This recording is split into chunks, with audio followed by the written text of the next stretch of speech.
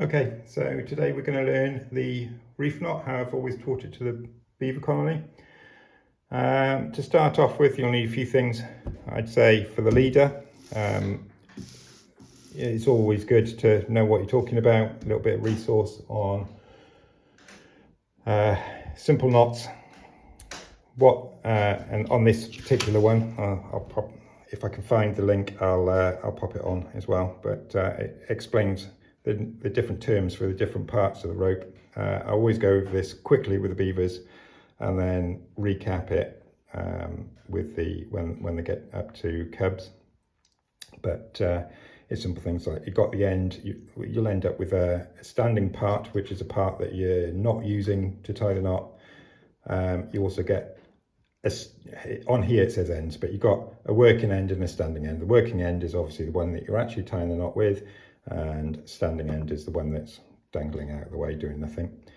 A loop is a closed circle, and a bite is it kind of like, I always find it easier to explain to the beavers that a bite is in the shape of your teeth. So it's nice and easy to remember. If it's not a closed circle, it's, you know, pretty much there in a mouth shape, it's a bite.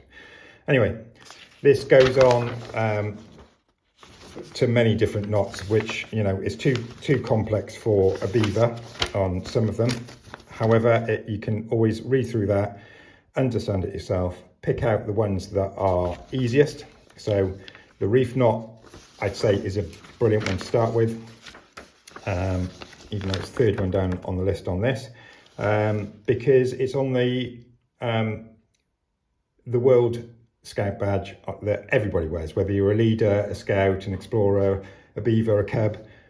All of you are wearing the reef knot on your chest. So I always point to that once they've completed the knot. However, for the beavers, rather than handing out something that's a bit overcomplicated, I've got a little simple version of just the knot that they're tying that day. Okay, so little handouts, one between two beavers is plenty, but one each is even better.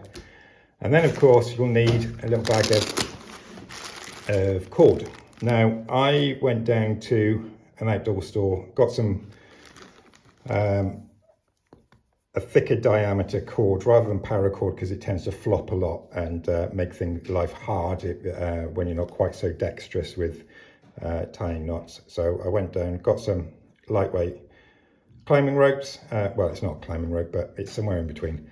It's stiff enough to hold its form when you're holding it up, and I got two different lengths depending on what age group I'm teaching. I've got, what's that, about half a meter probably for teaching the reef knot, and then I've doubled that length for teaching more complex knots when you need a bit more length to actually do it, because, you know, this is just too short to teach the likes of the bowline or likewise. So for now, the reef knot, sorry about that long intro, but the reef knot, the way my granddad taught it to me, was a left over right and through, and a right over left and through. So it sounds simple, and it is simple when you're doing it yourself. So you go right over left and through, and then you know, rather than right over left, you're going left over right and through. And when you pull that to, you grab both ends or both parts of the standing part and the ends together and pull it, and that completes your knot. And then if you turn it that way up, that's how it looks on your World Scouting badge. And as simple as it sounds, I always found that when teaching the beavers especially, they were all fingers and thumbs, and not all of them were on point with their rights and lefts. So it tends to make harder work of it. So I came up with this. I noticed that rather than going lefts and rights to form that reef knot, it was always the one end that did all the work. So to emphasize that, I put a piece of tape on one end and left the other end free. So now what you've got is, well, that's all tied up. He can't do anything. That's the lazy end, or the, and that's, you know, and this is the end that does all the work and effort. So they've got a visual, okay? They don't have to worry about left and right. They've got one end that does all the work. I'd suggest using the end without the tape, because trying to feed through an end that's taped up, sometimes it's too stiff. If they've done it too close to the top and they're trying to work that, all of a sudden they can't, you know, bend this enough. So I'd suggest that the taped end is the standing end, and the working end is the one that's all flexible and free. So we've got a lazy end and a working end and a busy end. The busy end will go over the top and through always, okay? So it's gone over the top and through once, and then it's going to go over the top and through a second time, all right? And when you pull that, you pull on those two top ends, it forms, like I said before, this beautiful reef knot and closed loop. All you need is the fleur-de-lis in the middle, and you've got yourself the scout symbol. So, to make sure that they've done it right, okay, because I'll show you an example after on how it can go wrong, but if they've done it right, if you hold on to the standing part and the end on both sides and then push them together, it will still hold its form, okay? So with the beavers, make it a bit fun, you know, if you got it right, it'll go wah, wah, and still stay as that beautiful reef knot, or as it's known in America, the square knot, right? There's not a lot square about it, but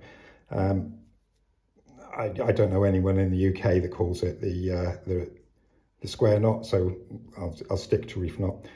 So it goes whack, whack, and it holds its form. Now, if you've done it wrong and you've gone a busy end and then a lazy end, okay? So right over left, and then, ooh, see it already going wrong, and then hold on to those bits, it will just crumple and not do anything very good, or, you know, it's all a bit of a mess, a bit of a tangle.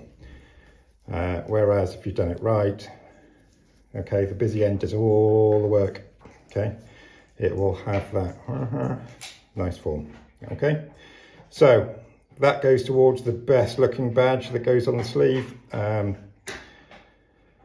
The campcraft, where you need to know one knot, great place to start, and it's also one of the 3 that you'd have to learn for the, is it outdoor challenge, I think.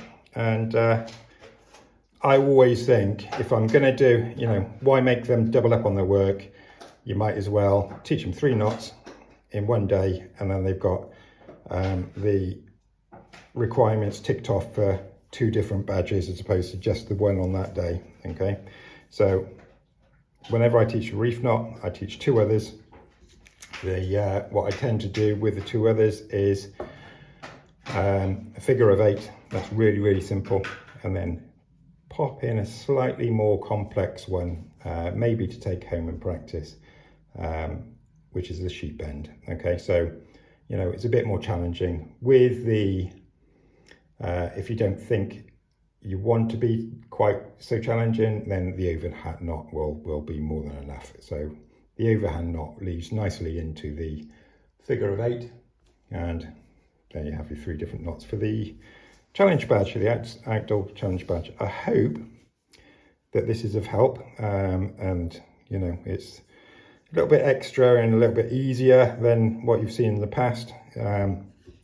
But that's the thing that I devised for making it nice and easy for the beavers to learn. Rather than rights and lefts and fingers and thumbs, they only ever have to look at one end to do all the work, right? Which is the busy end and the lazy end. Okay, thanks for watching. Bye now.